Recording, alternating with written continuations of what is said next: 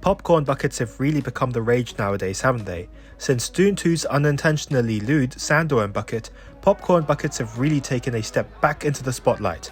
Deadpool and Wolverine had a massive range of buckets you could choose from Headpool to that weird Kirby looking Wolverine.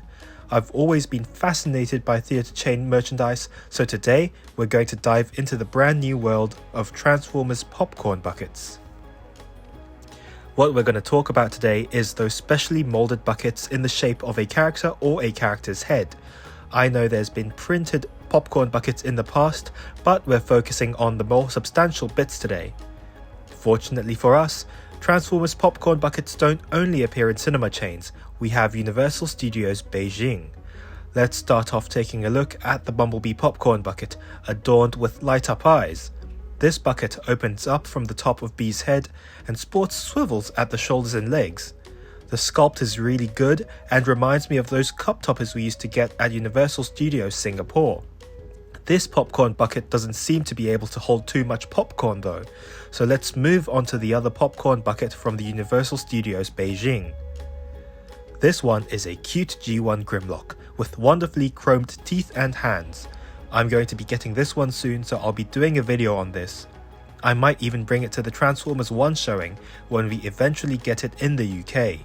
Similar to Bumblebee, Grimlock here is articulated at the jaw and presumably the arms. I'll be able to get a closer look at him soon. He has these giant light up eyes and again doesn't seem to be able to hold too much popcorn.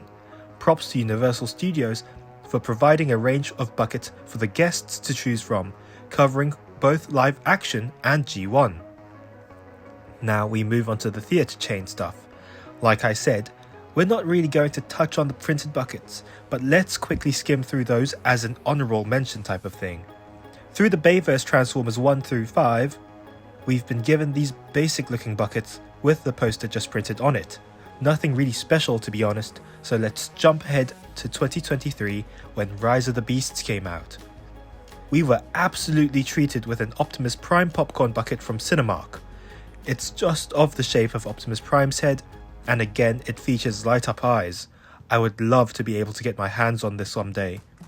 This, in my opinion, is the second best popcorn bucket we have on the list today.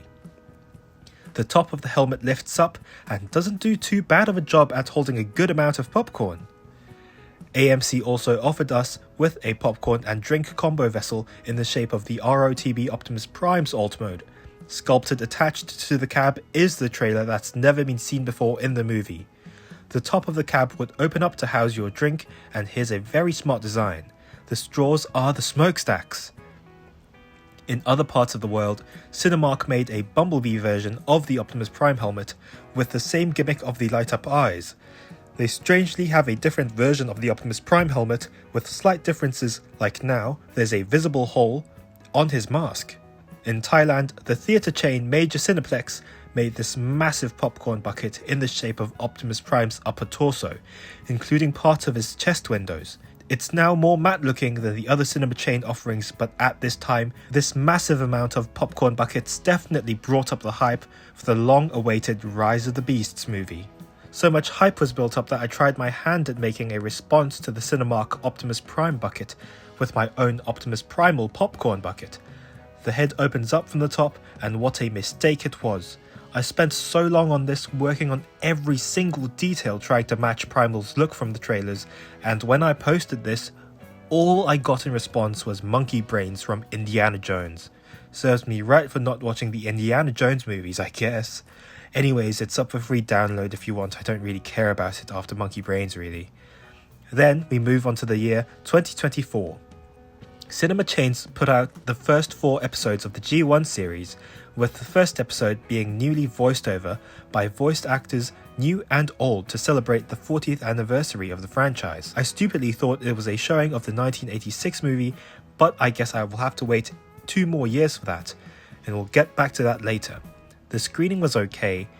I think the G1 series isn't really my cup of tea if I were to watch it in one long burst. Back to the popcorn buckets. There was this printed popcorn bucket with what looks like the back of the G1 toy box art. I had hoped for a more substantial popcorn bucket, so we'll have to do something about it hopefully for the re-release of the 86 movie. Okay, now brace yourself for the peak of Transformers Popcorn Bucket, Transformers 1 Orion Pax. This was quote-unquote leaked from the background of an Instagram video taken from CinemaCon. This is insane because this was how we got our first look at the Orion Pax design for Transformers 1. We were greeted with this big boy, and by the looks of it, it might be wishful thinking, but I think he maybe could transform.